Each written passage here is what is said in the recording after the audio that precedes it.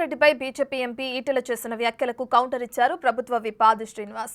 BJP రాష్ట్ర అధ్యక్ష పదవి కావాలంటే బీజేపీ అధిష్టానాన్ని కాక పట్టుకోవాలని, సీఎంను బూతులు తిడితే పదవి వస్తుందనుకోవటం ఈటెల అవివేకమన్నారు.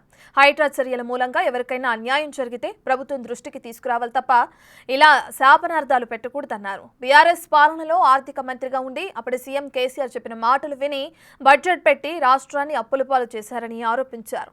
అప్పుల కుప్పగా మారిన రాష్ట్రాన్ని సీఎం రేవంత్ రెడ్డి ముందుకు తీసుకెళ్తున్నారని తెలిపారు. పిచ్చివాగుడు కట్టిపెట్టి ఈటెల రాజేందర్ ముఖ్యమంత్రి పైన చేసిన వ్యాఖ్యలను తక్షణమే వెనక్కి తీసుకోవాలని డిమాండ్ చేశారు. ఇప్పటివరకు ఈటెల రాజేందర్ గారు మంచివారు అనుకున్నా కానీ ఈ విధంగా మాట్లాడేటువంటి మాటలు ఎంతవరకు సబబనేటువంటిది చర్చ ఈరోజు జరుగుతున్న క్రమంలో ఈ వాక్యాలను మేము తీవ్రంగా తప్పుపడుతూ ఉన్నాం.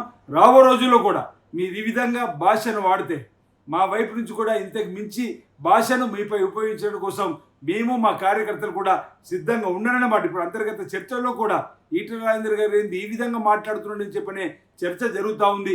ఇది మీకు సహితకం కాదన్నమాట సందర్భం చెప్తూ మా ముఖ్యమంత్రి గారి పైన వ్యక్తిగతంగా ఈరోజు మీరు అభాండాలు వేస్తూ వ్యక్తిగతంగా మాట్లాడే మాటలు ఈరోజు మీరు తప్పుపడుతున్నారు. వారికి ఇచ్చినటువంటి అవకాశాన్ని సద్వినియోగం చేసుకొని అప్పుల పాలైనటువంటి రాష్ట్రాన్ని మీ బీజేపీ బీఆర్ఎస్ ఒకటే మీ అనేక సందర్భంలో ఉన్నాం. ఆ రోజు బీజేపీ కట్టడి చేసి ఉంటే ఆర్థికంగా క్రమశిక్షణ గత బీఆర్ఎస్ ప్రభుత్వం మీరు నేర్పించి ఉండుంటే వారి ఆడిన ఆటలకు సైన్ మీరు అనకుండా ఉండుంటే ఈరోజు ఈ రాష్ట్రం 8 లక్షల కోట్ల అప్పుల పాలై ఉండకపోయి ఉండే. ఈరోజు 8 లక్షల అప్పుల కుప్పలో కూరుకుపోయినటువంటి రాష్ట్రాన్ని వైపు ఉన్నటువంటి వనరులతోటి ఈ రాష్ట్రాన్ని అభివృద్ధి పత్రంలో తీసుకుని పోతున్న క్రమంలో కేంద్రం నుంచి మీరు డబ్బులు తీసుకొని వచ్చి ఆర్థికంగా నిధులు తీసుకుని వచ్చి అభివృద్ధి చేయవలసింది పోయి ఈ విధంగా మా ముఖ్యమంత్రి గారి పైన ఆడిపోసుకునేటువంటి మాటలు మాట్లాడడం సబబు కాదు. ఈ వ్యాఖ్యలు మీరు తీవ్రంగా తప్పుపడుతున్న సందర్భం తెలియస్తా ఉన్నాను.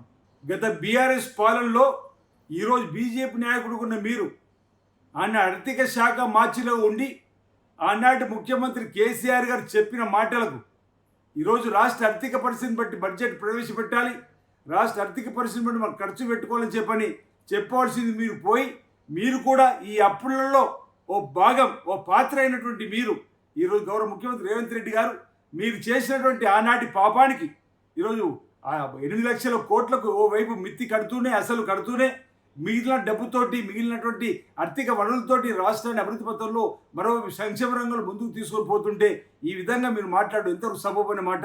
ఈ సందర్భంగా మరోసారి మీ వాక్యాలను మీరు వెనక్కి తీసుకోవాలి.